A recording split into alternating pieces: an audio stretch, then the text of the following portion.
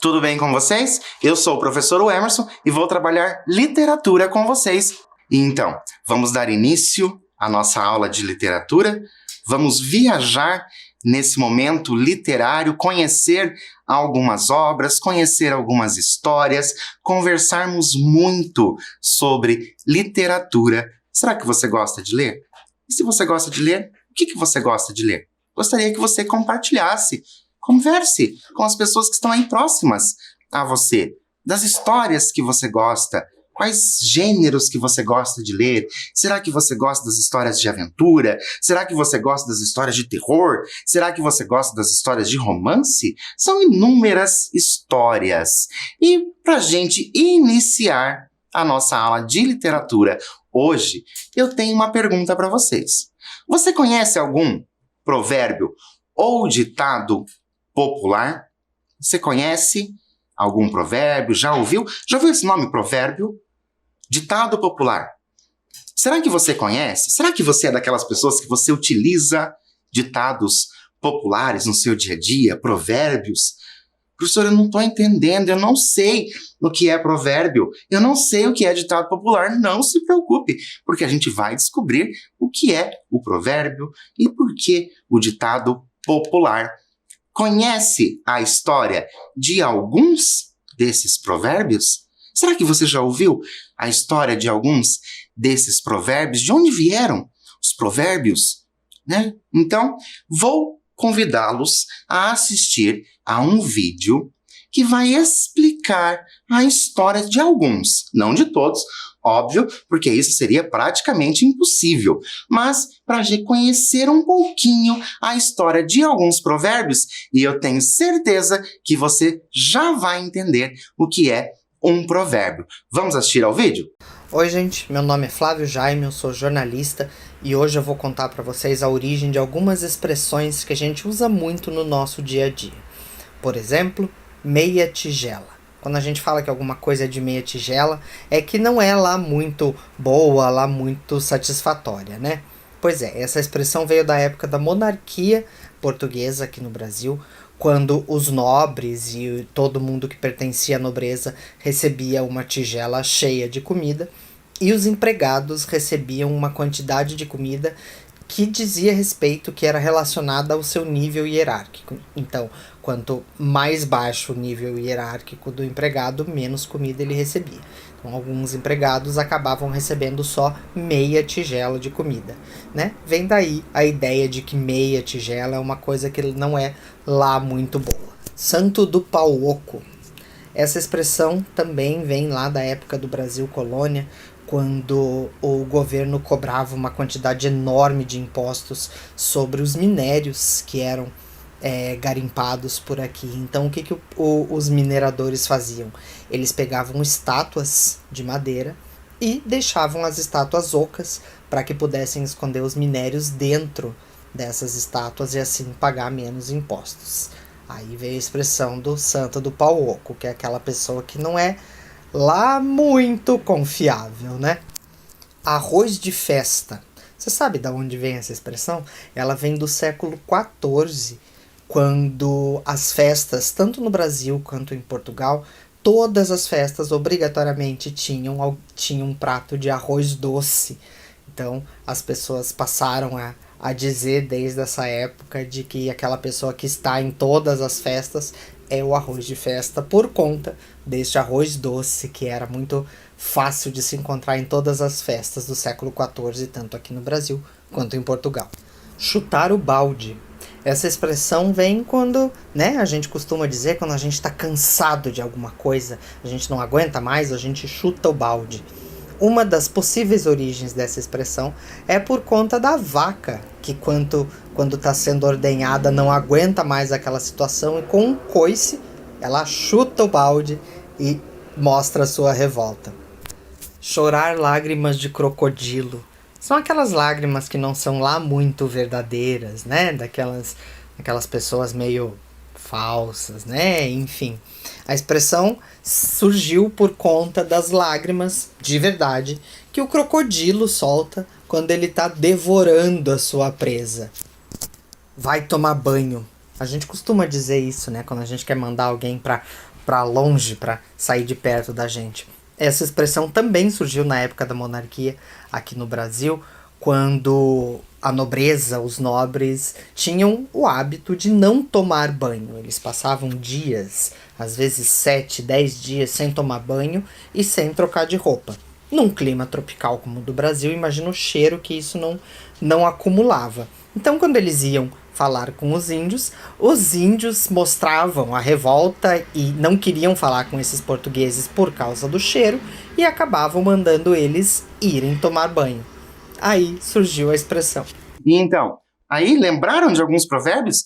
Vocês são essas pessoas que utilizam provérbios no dia a dia? É interessante a gente saber isso, porque às vezes a gente utiliza e a gente não conhece o nome, mas a gente utiliza, certo? Só para vocês saberem, provérbios são frases curtas e de fácil memorização. Alguns possuem rimas, mas não é regra. Certo? Não é regra ter as rimas. Quando um provérbio é repetido por muitas pessoas, ele passa a ser conhecido como ditado popular. Entenderam lá no início? Você conhece algum provérbio ou ditado popular? Então nós temos as duas coisas muito próximas. Ele se torna ditado popular porque ele vai sendo repetido muitas vezes. E para a gente já ir esquentando a nossa mente, entrando nessa ideia de provérbios, entrando nesse mundo literário, trouxe para vocês um desafio. Você consegue descobrir quais são os ditados populares expressos pelos emojis? Eu vou colocar para vocês alguns emojis, certo? Na tela. Será que você consegue descobrir ali quais são esses provérbios populares? Eu vou dar um tempo para você fazer isso e eu volto para a gente conferir esse nosso desafio. Até já!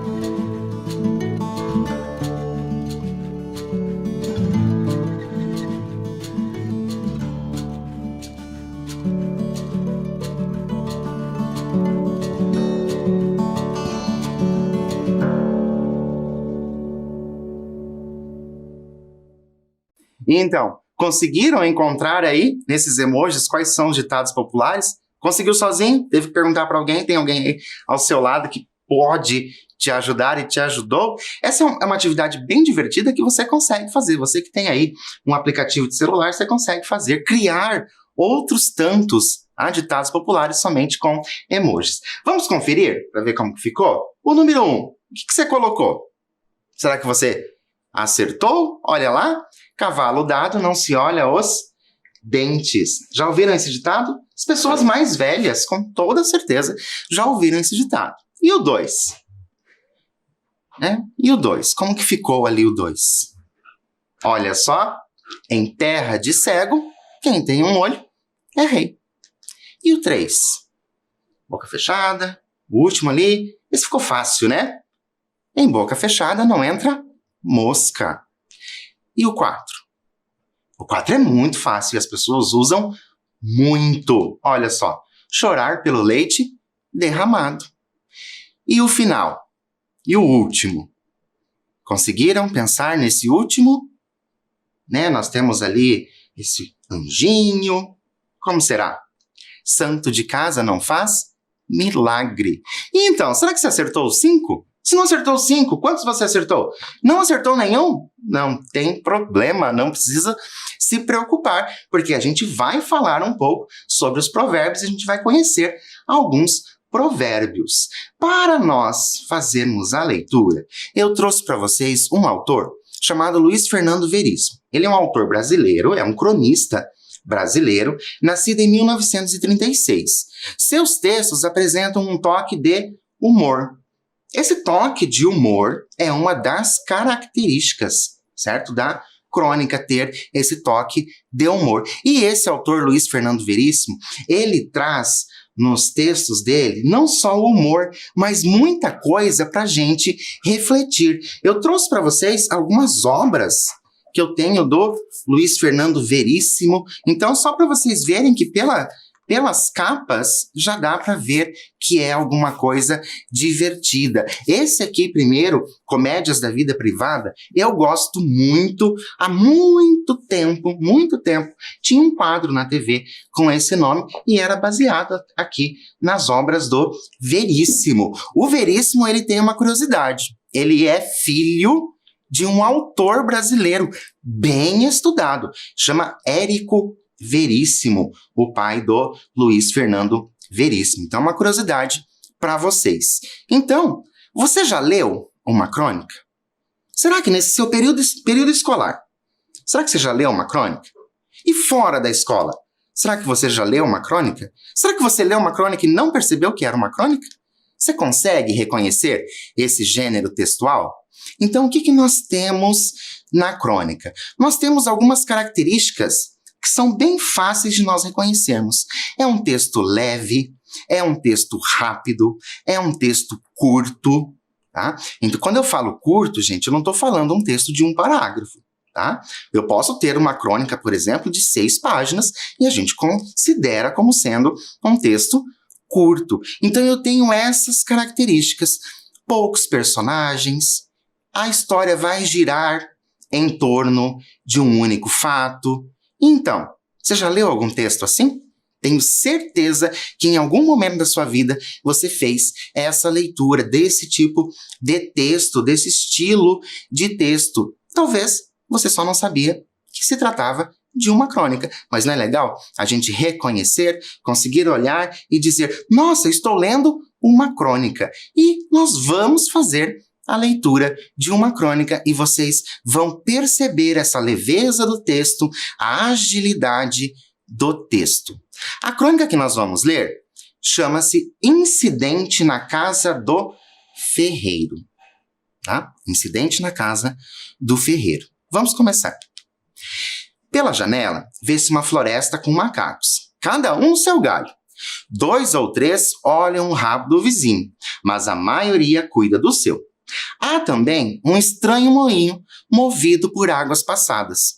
Pelo mato, aparentemente perdido, não tem cachorro. Passa Maomé a caminho da montanha para evitar um terremoto. Dentro da casa, o filho do enforcado e o ferreiro tomam chá. Eu já vou conversar com vocês a respeito desta primeira parte, porque eu tenho uma atividade para vocês fazerem aí no caderno de vocês. Então, só por esse primeiro trecho do texto que nós lemos agora, já percebeu em que o autor se baseou para escrever a crônica? Em que ele se baseou? Pense no que a gente está falando. Vou dar um tempo para você fazer isso e eu volto para a gente continuar.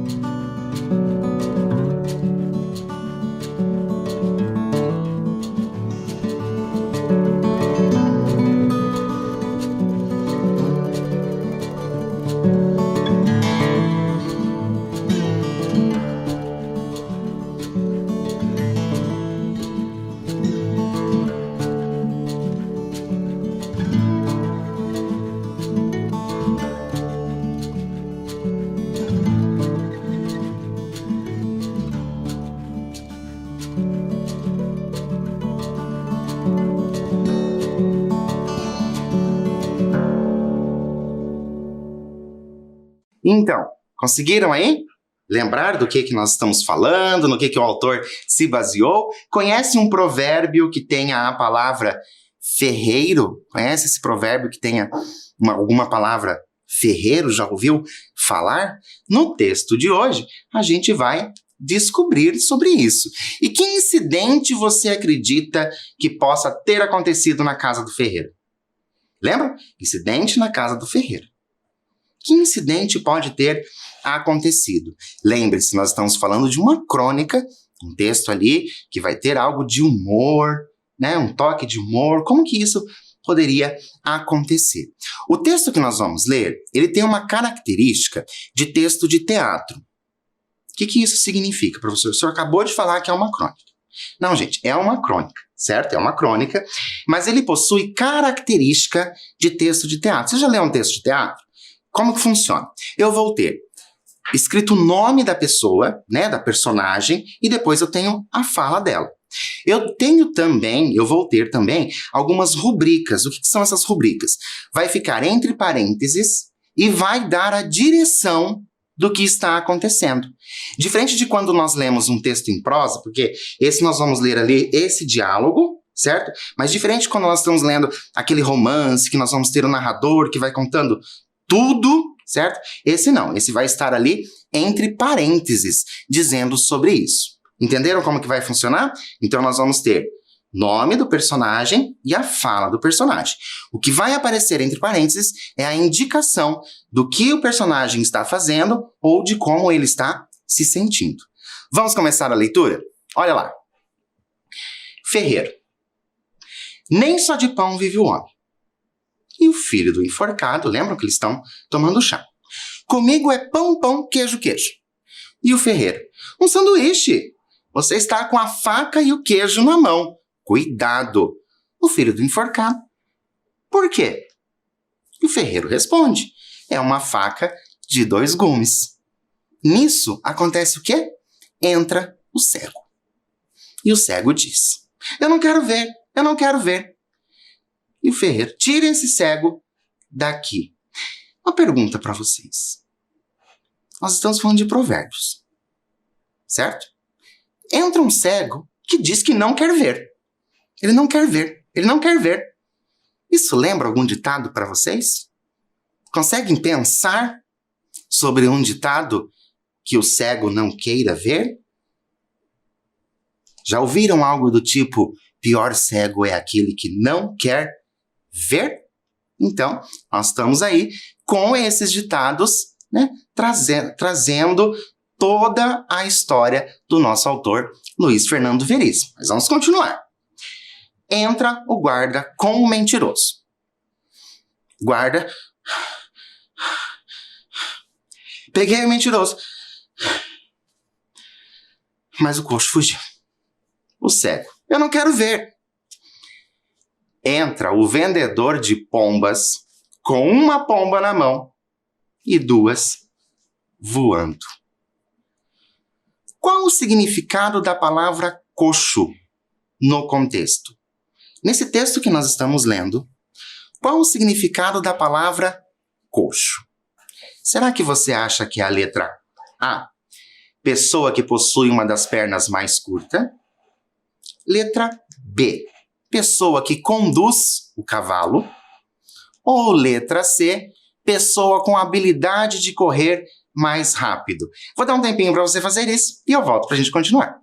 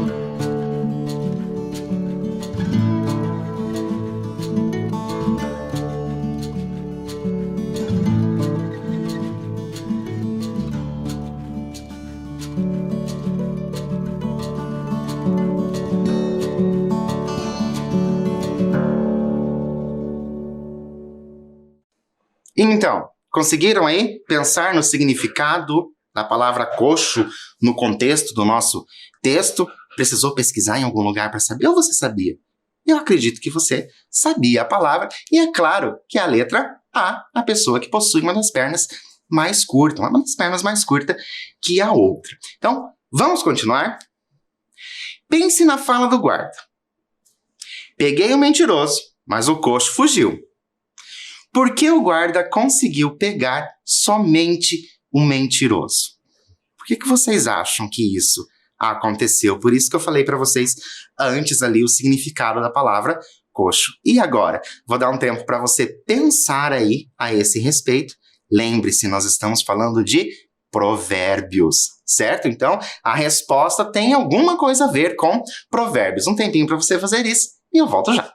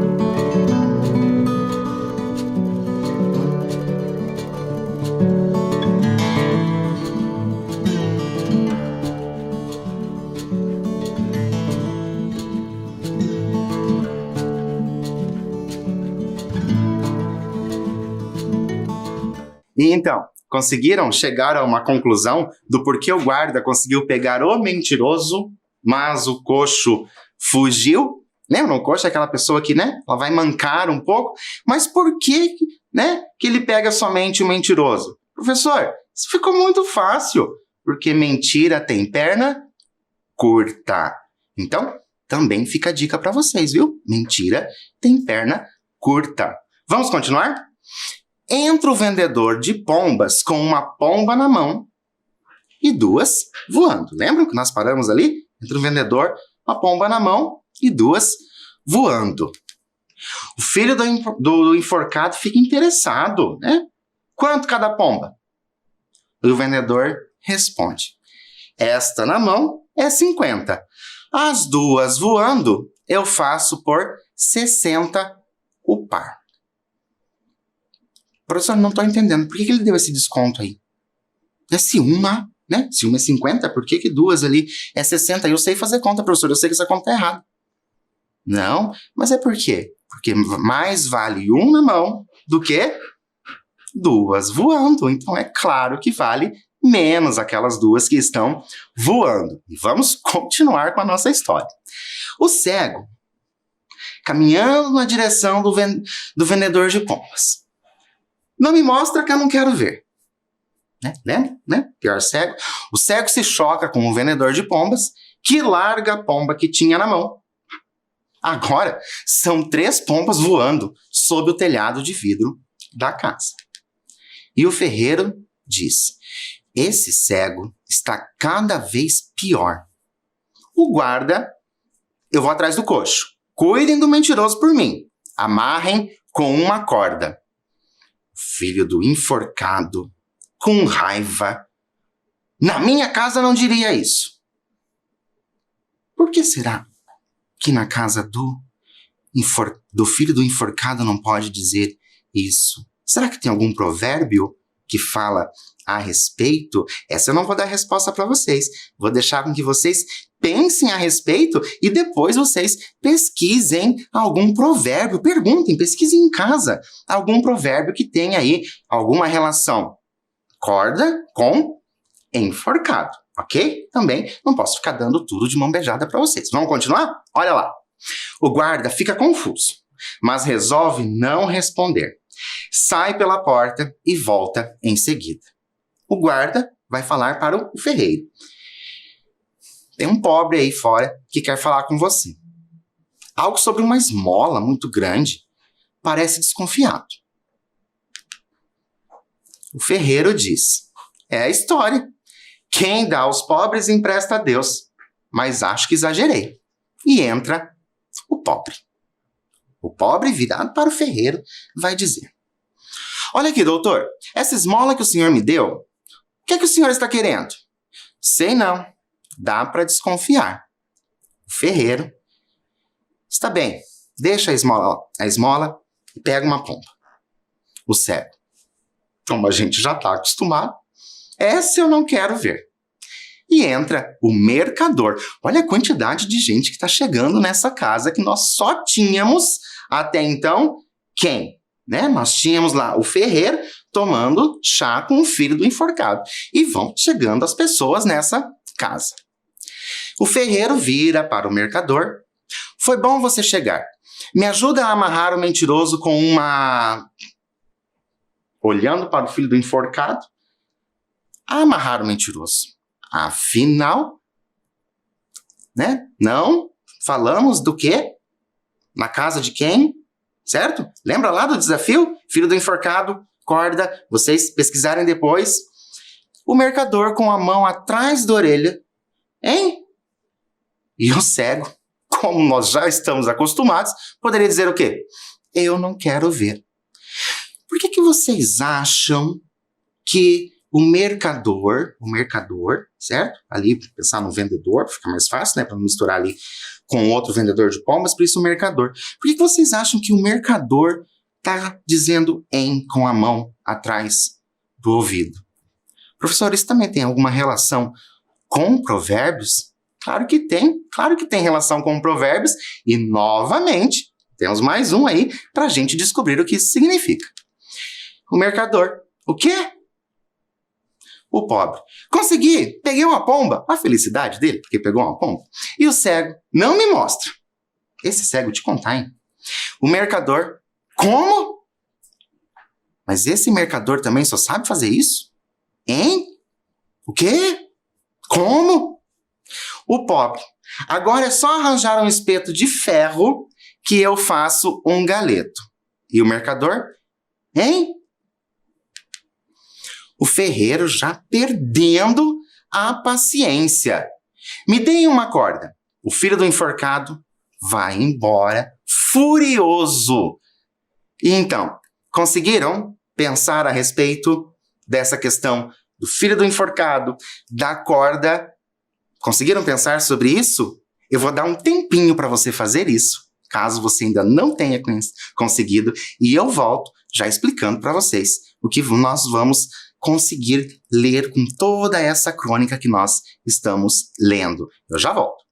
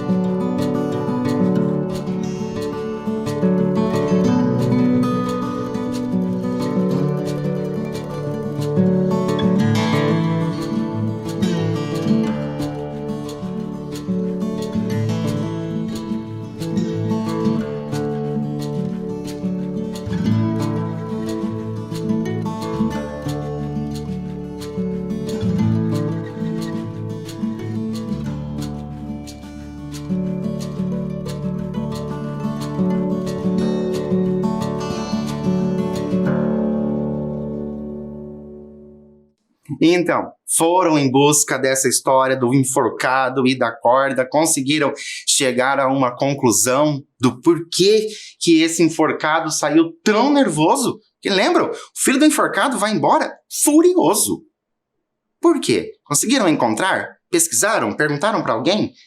É porque em casa de enforcado não se fala em corda. Ou seja, a gente não vai falar com alguma coisa que possa magoar, sabendo que aquilo pode magoar. Então, em casa de enforcado, não se fala em corda.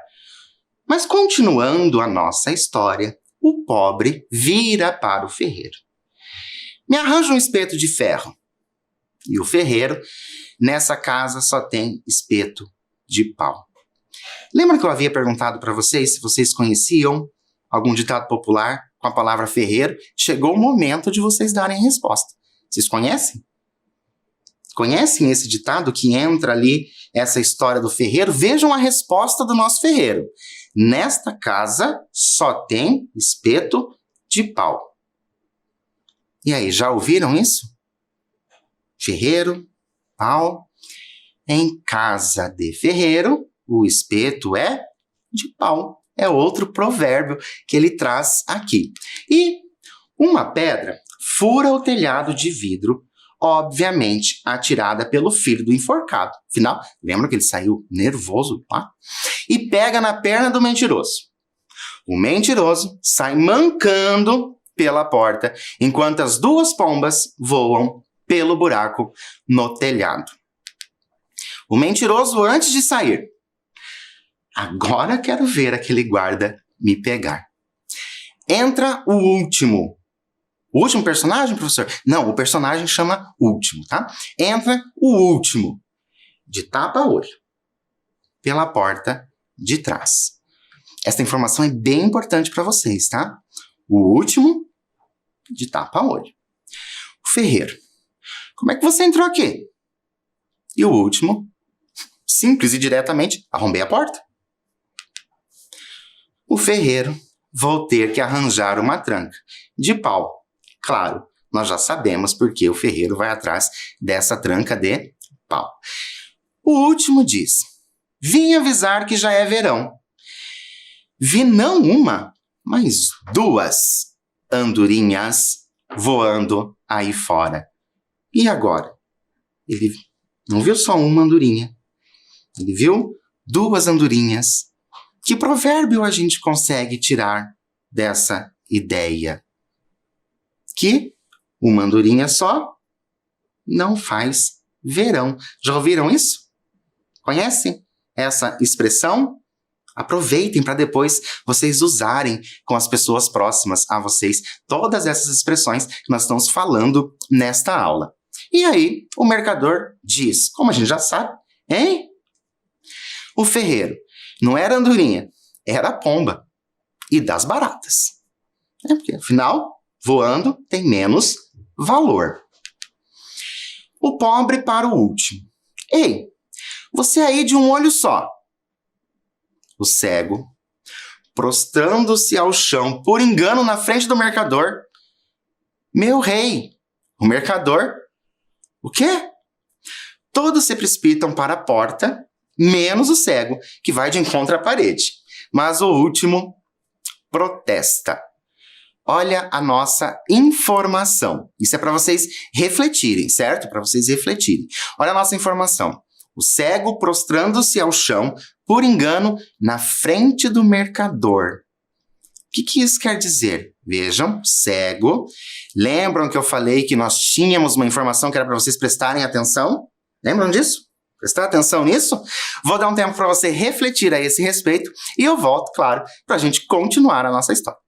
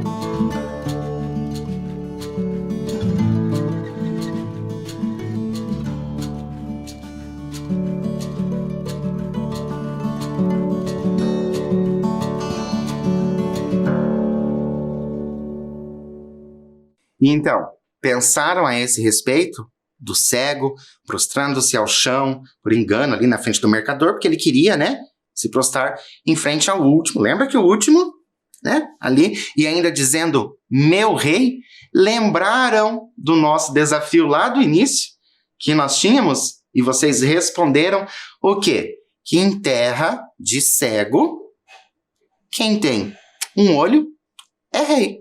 Lembram disso? E ali nós temos esse provérbio muito discreto, não está escrito com essas palavras, mas a gente consegue compreender que é essa a ideia que o nosso autor está trazendo.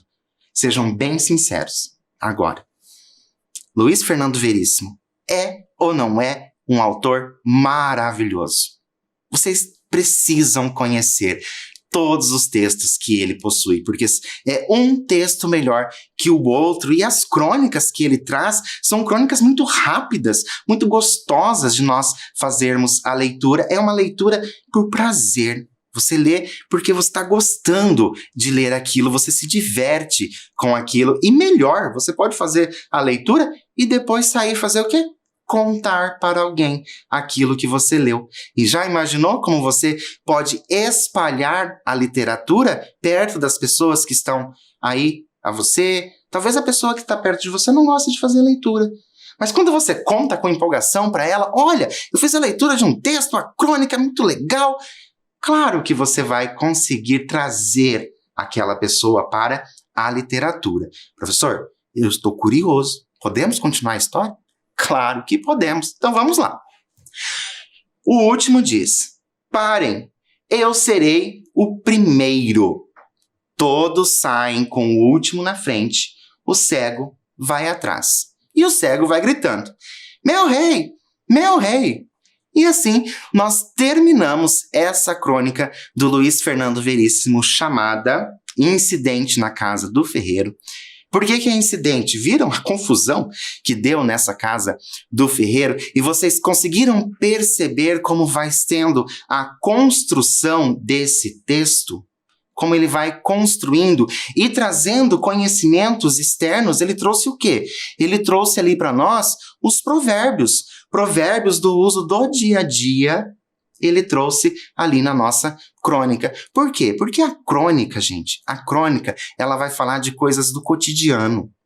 E a gente utiliza no nosso cotidiano esses provérbios. Você pode não utilizar esses que estão aí.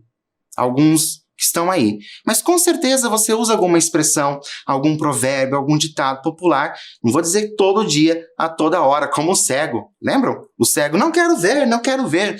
Não vou dizer que vocês façam isso a todo momento, mas possivelmente está no cotidiano de vocês. Vocês falam, vocês ouvem esses provérbios. E agora eu tenho para vocês uma pergunta.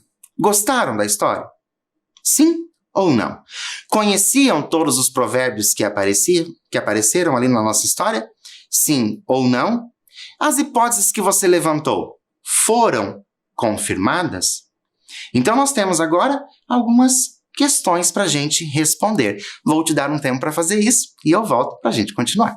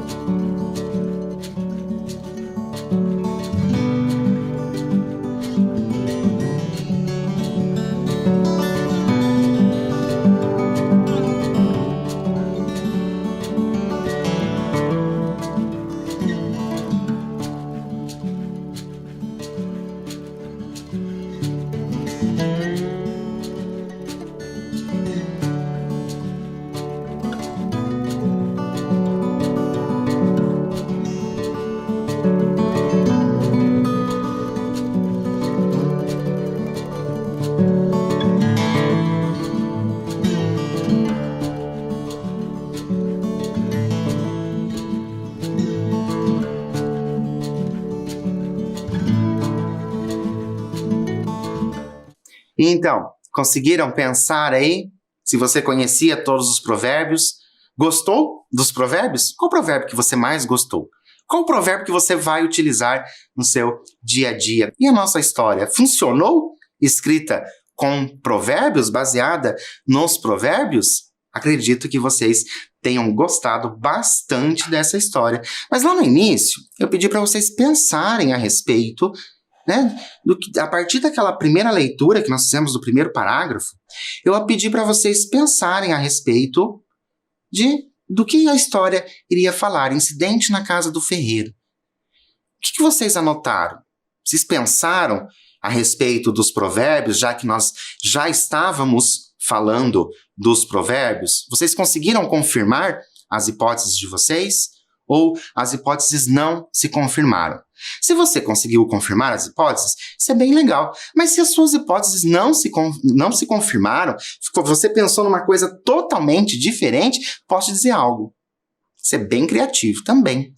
Por quê? Porque você criou ali na sua mente uma história a partir de um título. Então isso é usar da criatividade. Eu espero realmente que vocês tenham gostado bastante da nossa aula de literatura. Espero encontrar vocês tantas outras vezes para nós mergulharmos nessas literaturas, conhecermos mais os textos e realmente tentar viver aquilo que está acontecendo. Perceberam na leitura como essa leitura aconteceu? Como nós fomos utilizando uma entonação diferente? Então, é tão gostoso quando você faz isso, quando você faz uma leitura, você dá vida à leitura, você dá vida à literatura e é claro que a literatura também nos dá vida. Por hoje, eu fico por aqui, espero vocês no nosso próximo encontro. Até lá!